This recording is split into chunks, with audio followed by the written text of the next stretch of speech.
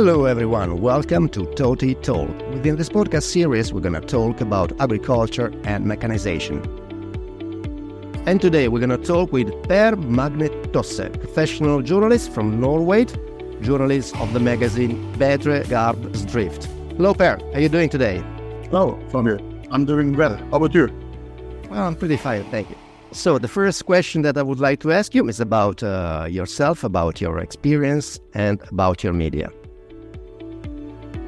The magazine I work for, Bedre Gardsdrift, is Norway's biggest farm machinery magazine. We have 13,000 subscribers. The magazine has been publishing since 1981, and I have worked as a journalist for 5 years. In my earlier life, I was working as a mechanic and a tractor salesman for 20 years, and I have a little farm myself in the western part of Norway.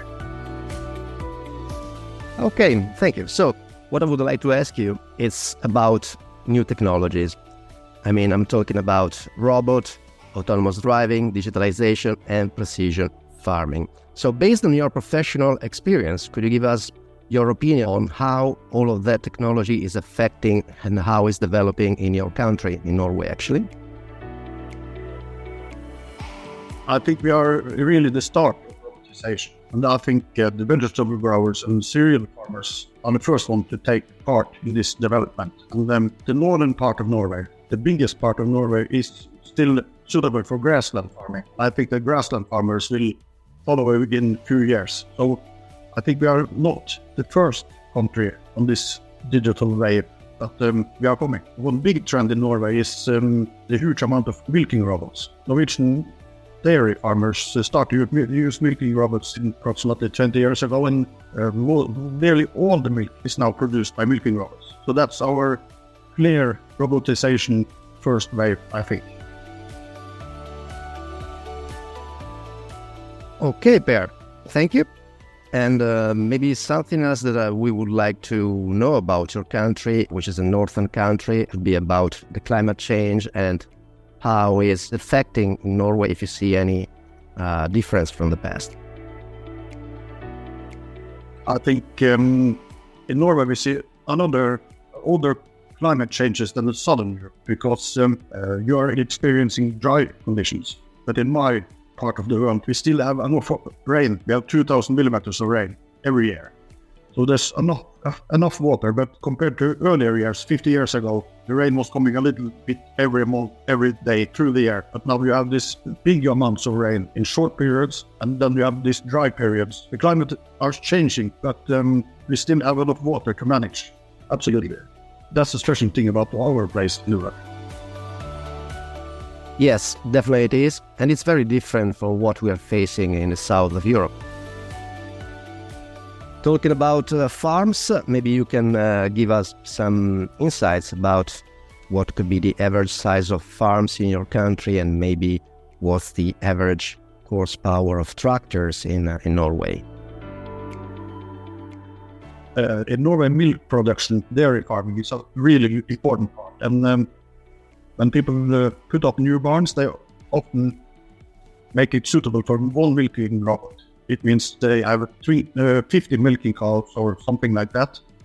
And dairy farmers are allowed to produce up to 900 tons of milk. That's the maximum. There it stops. But the average farmer maybe produces approximately 300 tons a year. And that is the economical, solid, good production in Norway. But we also have a lot of cereal farmings in the southern part.